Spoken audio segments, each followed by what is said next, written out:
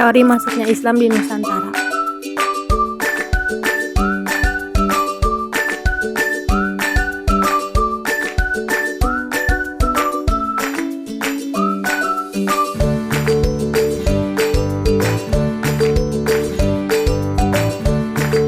Teori India ini didukung oleh Mokyut, R.A. Garg, dan Snokhange yang berpendapat bahwa Islam di Indonesia adalah berasal dari Gujarat.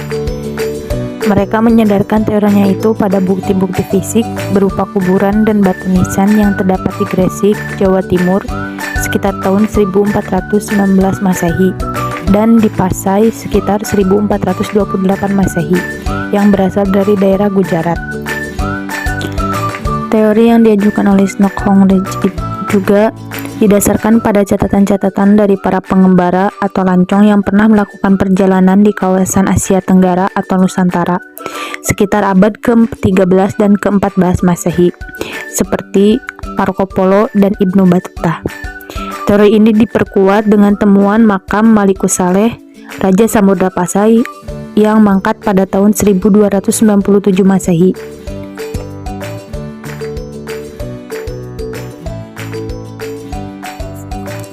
Teori Arab di Mekah.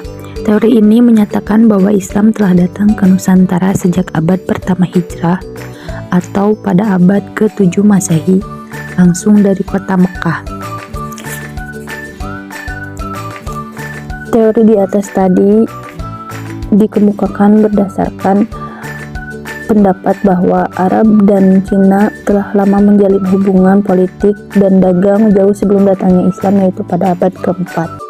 Seperti dikatakan si Van Le dalam Trend and Society, yang dimana para pedagang Arab biasanya sebelum menuju ke negeri Cina singgah terlebih dahulu di beberapa pelabuhan di Nusantara dan di Asia Tenggara.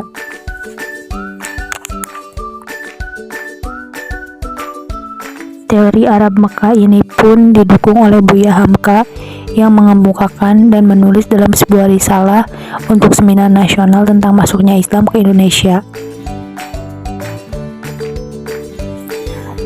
Yang pertama, pengislaman orang-orang Melayu di Nusantara yang langsung dari Mekah oleh Syekh Ismail atau Syarif Mekah dan Fakir Muhammad yang merupakan keturunan Abu Bakar As-Siddiq yang mengislamkan Merah Silu atau Raja Perlak Samudra Pasai.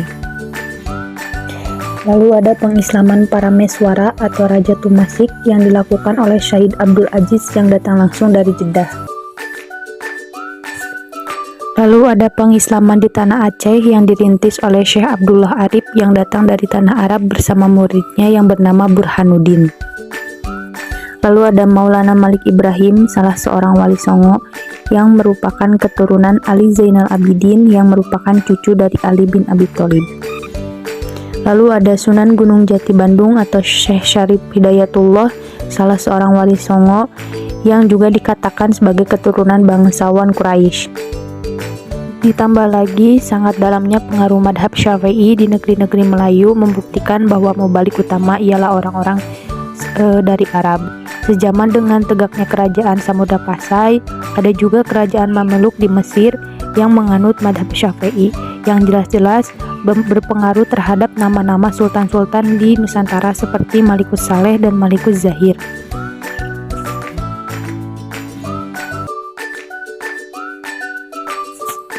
Teori Arab Persia. Teori Arab Persia ini menyatakan bahwa Islam datang ke Asia Tenggara berasal dari tanah Persia atau Iran bermadhab Syiah dalam abad ke-13. Teori ini didukung oleh Umar Amir Hussein dan Hussein Jaya di Ningrat. Teori ini didasarkan pada bukti-bukti sejarah berupa nama-nama sultan di Nusantara yang menggunakan nama Shah atau Tashi dalam naskah-naskah Cina, yang dimana dalam naskah-naskah Cina disebutkan bahwa Tashi telah melakukan hubungan dagang dengan Cina dan membuat koloni di Kanton sekitar tahun 650 Masehi. Teori Arab Persia ini juga didasarkan pada dua alasan, yaitu pertama, bahwa tradisi kaum Syiah yang dipraktikkan masyarakat Indonesia di beberapa wilayah seperti tradisi Muharraman, tradisi Asyura, upacara adat tabut memperingati peristiwa tragedi Karbala di Sumatera Barat dan Jambi. Kedua, dijumpainya pengajaran baca Al-Quran dengan penggunaan kata Persia seperti jabar, JR, dan PS dalam masyarakat Islam Indonesia di beberapa wilayah Indonesia. Teori Cina atau Indochina. Teori ini menyatakan bahwa Islam disebarkan ke kawasan Nusantara berasal dari Cina dan Indochina. Teori ini didukung oleh Ken Nikyub Al-Atos, SQ Fatimi, Slamet Mulyana, Asep Ahmad Hidayat, dan pendukung-pendukung teori lainnya. Teori ini didukung yang dimana merujuk pada peristiwa pemberontakan di Katon pada tahun 877 Masehi yang telah mengorbankan kira-kira 120.000 orang sampai 200.000 para pedagang Islam yang kebanyakan para pedagang Arab dan Persia, yang dimana mereka melarikan diri ke wilayah-wilayah pesisir pantai di kawasan Asia Tenggara seperti Tumasik, Aceh, Kala atau Kedah, dan juga Tanah Jawa. Selanjutnya, menurut SQ Fatimi yang mengatakan bahwa kerajaan Champa di Indochina yang merupakan kerajaan Islam yang didirikan oleh para pelarian Syiah Alawiyah dari Damaskus, itu mereka melarikan diri ke Mekah dan Aceh akibat serangan dari kerajaan Annam di Vietnam. Hal ini didukung dengan disamakannya batu nisan yang ada di Prasasti Tengganu dengan batu nisan di Champa Selatan dan batu nisan Fatimah bin Maimun yang ada di lereng Jawa Timur dengan batu nisan di Phanrang, Champa Selatan.